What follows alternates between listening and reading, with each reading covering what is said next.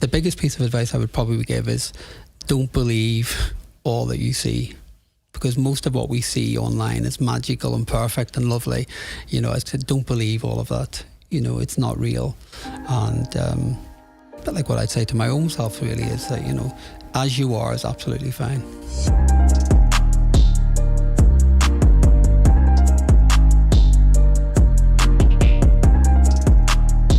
It's a funny one, this question, because I've got two definitions of it. So my old traditional high performance definition would have been about achieving, succeeding, doing well, doing better. And I think that was all driven against, you know, growing up in a working class area, having a pretty tough time as a kid. So it was always about proving that I was good enough. And I did that pretty well. You know, I achieved, did well at school, you know, qualified, did well in my career. But when I look back on it now, my definition's changed a lot. So now I'd probably say high performance is about doing what I do, but doing it for the right reasons. And, you know, following what's right for me, kind of, you know, looking at what my work is, why I do it, what's the purpose in what I do, but not actually seeking any validation or not doing it to feel better or to look better. So I think it plays out in two ways for me. And probably the best way I can describe it is when I'm doing what I should be doing and I feel okay about it, I've got like an internal steady state. So I generally feel quieter and I feel good about what I'm doing, but it's actually internal rather than external. So for me, high performance is about if I feel internally steady, then I'm doing my job well. If I start falling into the trap of all the other stuff, how well did that do? How many books have I sold? Is my followers growing? All that rubbish, then I know it's more dysfunctional. Most of my clients nowadays are high performers. You know, they've got huge profiles, and the interesting thing is if I see somebody who's a top athlete or a A-list actor, often if they're struggling, they'll talk about feeling empty or feeling not good enough or feeling that they still got stuff to prove. And I guess really what you're trying to do is point out it's a bottomless pit. So if you're continually trying to feel better or show that you're good enough by achieving, doing more, getting the next award, getting the next win and hit, but it doesn't actually satisfy that internal stuff, then you're moving in the wrong direction. So I think you've always got to go inward and think, okay, why am I doing it? That's scary though, Owen. Of course because it's scary. All the money, all the fame, all the success, all the trappings for these high achieving individuals, they lie in that direction. But for most people, and I can say this confidently, for most people that doesn't make them happy.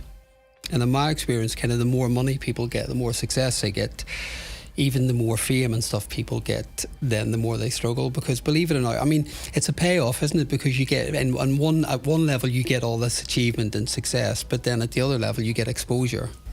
So the more exposure you get, I think, then the more vulnerable that you feel. It's almost like, I think of it like almost like an inner wound. And I guess the more you put yourself out there and the more you achieve and the better you become, then you expose the wound a bit more. You know, not fear that, okay, what if someone really finds me out?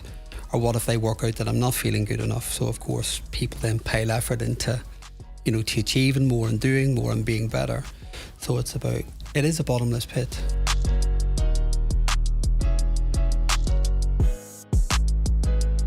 I mean, for me, to sum it up in a nutshell, so I grew up in Belfast, so that was all about, you know, I just did a TED talk recently and it was called Bombs, Bullets and Bullying and a Piano. So I was a little, you know, I played piano as a kid, but it was in working class Belfast, got a really tough time about that. I was also gay. I hadn't come out obviously as a kid, but realised I was different, got a really tough time. What age did you realise that? I probably realised about 11, to be honest. But, you know, other kids are clever, you know, so they were all out kicking a football. I was playing piano, you know, listening to show tunes, you know, all the cliches. And the kids worked it out, so I got a really rough time, particularly in secondary school, around being gay and stuff. And I guess a combination of that and then growing up in Northern Ireland, very, very working class roots, there was a whole thing about needing to prove that I was good enough. You know, and the bottom line was I felt rubbish. Most of my teenage years I really felt, you know, I wasn't good enough, I was less than the other kids, so I was constantly trying to prove. In what way? So what was the measures of good enough?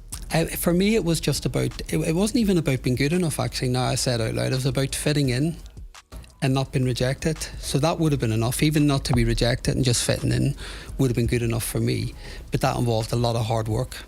So then I realised that the more I stayed off radar and didn't disappoint people or didn't let them down, and then I discovered if I achieved and I did well and I was proven, you know, I was pretty good, and then I kind of thought, that feels a bit good. I was keeping my family happy. It was kind of keeping the spotlight off me a bit. So that's where I kind of learned, okay, well, if I can keep off radar and if I can just please people and achieve what I can, then it's keeping me safe, really. So that was my kind of early story. And then, of course, you crash land into adulthood and you realise, I'm still doing this crap. Even in your adult life, I'm still trying to achieve and succeed. And then luckily I had a brilliant therapist in my early 20s, and she was a Catholic nun, believe it or not. Someone gave me her name. They said her name's Kathleen, but they didn't tell me she was a nun until I got there. And I'd just literally come out as gay. Wow. At the time. And come out of a monastery, believe it or not. I was in a monastery for 3 years, training to be a priest. And is that what led you to see a therapist? Yeah, because right. I did that at the time because I wanted to do a bit of good in my life. On hindsight, I was just about to come out. I think getting into a monastery was a easy hideaway at that time. So I left, came out, and a mate of mine said, why don't you go and talk to your therapist, give me a name. And I get there, it was in a school, and then this nun came out and she was like, oh, I'm Kathleen.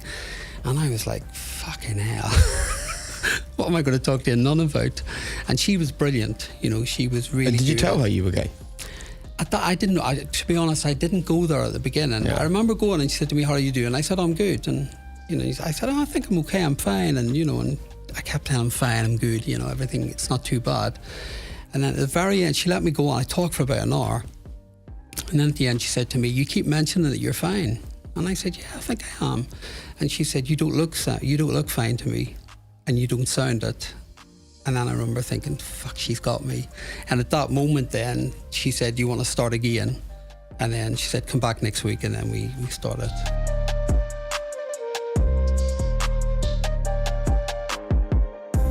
Well, I didn't even know why I was there, to be honest. It was just like a mate said, look, you've got a lot of big stuff coming on here. I mean, you got to put it into context as well. So, I've been in a monastery for 3 years.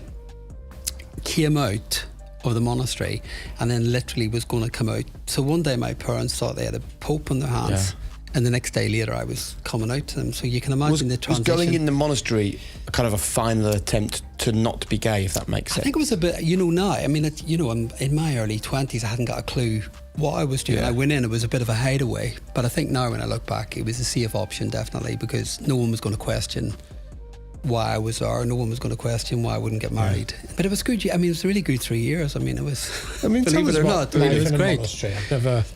I've never stopped to really think brilliant. about. You live in a monastery. Naturally, you're in a big grey building and you've got your own room and stuff. But the work was great. We did projects with drug addicts, and I worked in a hospice for a couple of years. You're out and about doing homeless projects. Right. So the whole time you're busy and on the go doing stuff, and then a bit of praying in between. It almost sounds like doing loads of good stuff to pay off for the fact that in your head you've been told there's a really bad thing lurking there, which is your sexuality. I think it's a good point. There's that expression, isn't it, a wounded healer. I think people who have been through a tough time often find a way of thinking, okay, well, how can I feel better? But that more importantly, how can I give stuff back? And I think these days it's more about giving back than healing my own stuff.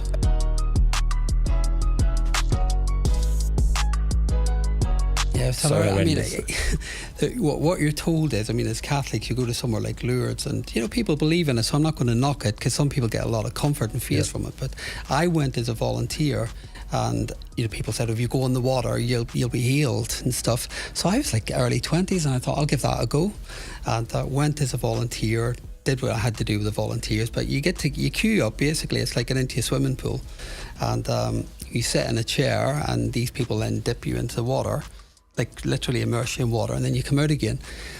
And the day when I was queuing up to go in, all I remember was there was these two big French blokes who were like massive big guys. They looked like two big rugby players, and all I can remember is as they were dipping me into water, I just looked at these two big guys with their muscles dipping me into water, and all I could look at was the two blokes.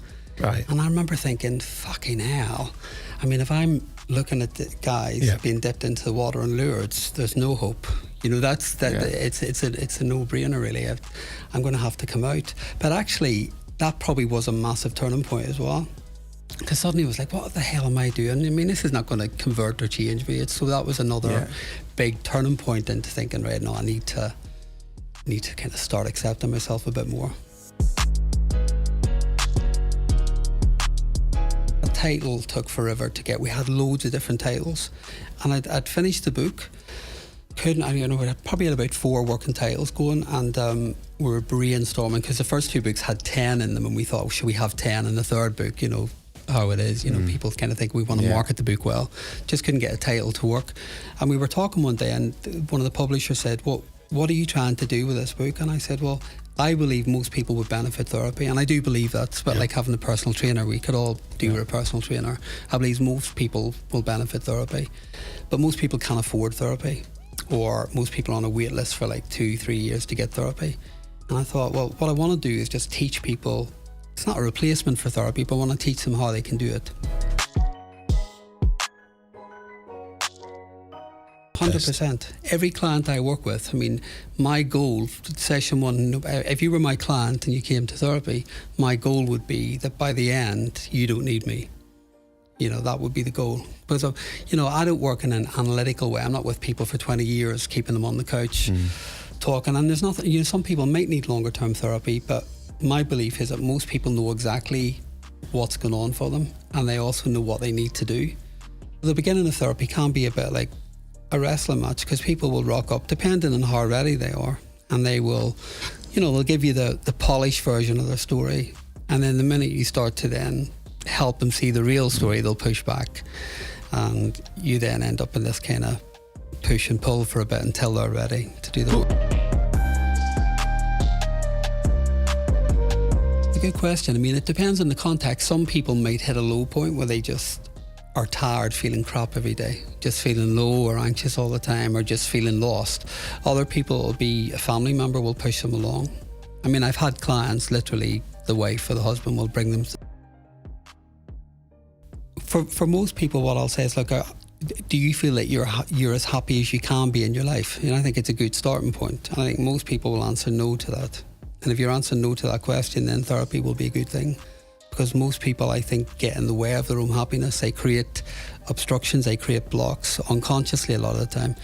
And I think, if you're living a life where you feel like you're on autopilot, or you're just going through the motions, or you're feeling dissatisfied or unhappy all the time, either read the book or, start therapy, because you need to understand why you're doing that and why you're kind of existing rather than fully living.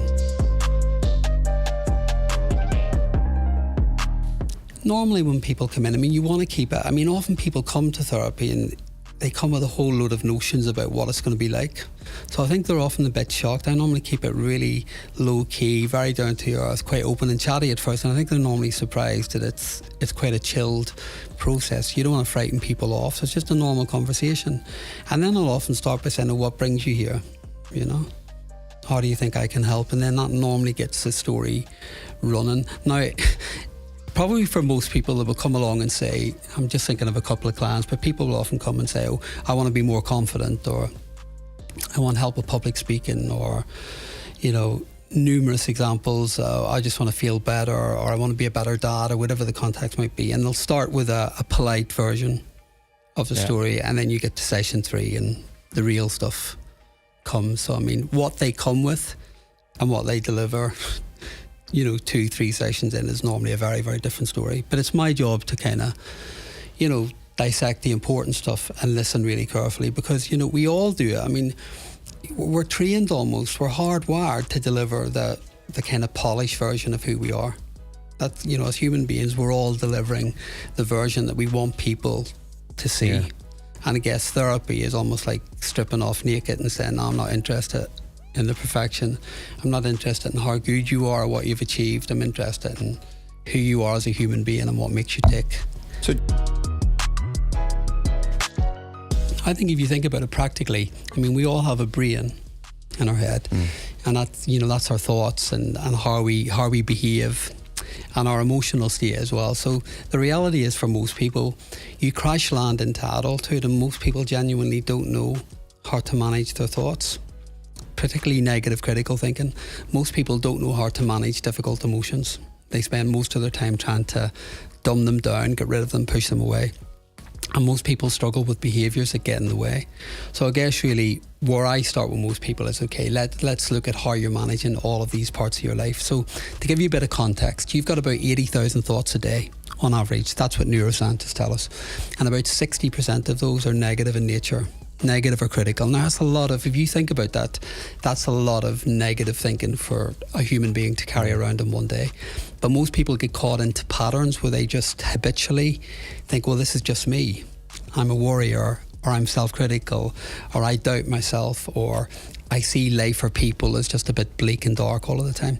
So your first job really is to help people reconstruct the way they're thinking and help them to see that these are just patterns. And most of, like 90% of what we worry about won't come to anything. But if you look at the amount of time people spend worrying in their life, yep, it's a lot of wasted time. I see it differently. It's never about removing the negative or just replacing it with a positive, because the bottom line is life is always going to be both. It can't be positive all the time. And with emotions, for example, I mean, we all gravitate towards wanting to feel happy, joyful, successful, peaceful. That's the emotions that we like. But when it comes to the darker stuff, when we feel fearful, anxious, low, we try and push those emotions down. Where my argument would be, well, actually, those emotions are trying to help you out. They're not there they're not accidental. Explain that. Yeah, well, negative emotions they're part of normal human experience. So all of the negative emotions, say for example, Jake, you were having a really rough day and you were feeling flat and you were feeling a bit demotivated and there was stuff going on for you. Well, your instinct might be, I don't want to feel this way. So you might go off and do something to try and push. Probably go to the gym. Go to the gym or do something to burn it. But here would be my question. Well, what if that emotion's trying to communicate something? What if it's trying to slow you down? What if it's trying to get you to reevaluate? What if it's trying to get you to look at your life in a different way? So often it's about don't run away from the darker stuff. It's not going to harm you. It's not going to do anything terrible. Maybe it's trying to communicate something about change or how you can become a better human being, or even from a performance point of view, how do you perform higher? The darker stuff will help you do that. Can be, but I think even boredom in itself, I mean, if you're experiencing boredom regularly, then it's probably communicating, okay, but what are you doing with your life? Why are you bored so much? Do you want to think about, reevaluating? Do you want to think about making changes in your life? So I think for me, the thing is, if all emotions can be seen as one rather than good and bad, and you can be curious about them, then you'll learn from them. And you'll grow. Whereas actually, if you focus all the time and energy and just going for the good stuff and the positive stuff, then you lose out all of that other stuff that's trying to help you out. And I see that a lot in therapy. There are three mechanisms called threat, drive and soothe that we're all driven by. So threat mechanism is literally your anxious brain. It's trying to protect you, trying to keep you safe. Drive mechanism is about succeeding, achieving, doing more, being better. So they're not bad things. So a threat mechanism is helpful. It'll keep you safe. A drive mechanism is really, really useful because it can push us forward. But the other mechanism, soothing, is where we learn to quieten the internal stuff. How we self-soothe, how we manage emotions, how we talk ourselves down when we're struggling. Most people, probably 95%, have no idea how to self-soothe. It's a good question, and it's a big question. I mean, I think teenagers just absolutely annihilate themselves. I think the pressure they're under is enormous, and I think social media and external factors play a big part in that. The biggest piece of advice I would probably give is don't believe all that you see, because most of what we see online is magical and perfect and lovely. I said, don't believe all of that. It's not real. And but like what I'd say to my own self really is that, as you are is absolutely fine.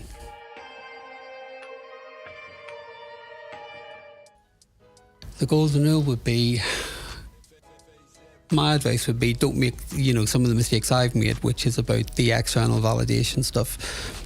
Go inward and find that internal steady state where you know that you're doing what you should be doing, and it makes sense to you and it has value to you, and trust in the process. I think the more you let go, the more the stuff that's meant to happen happens. I think the more you try to control it and fabricate it, then you end up going in a direction that may not necessarily be right for you.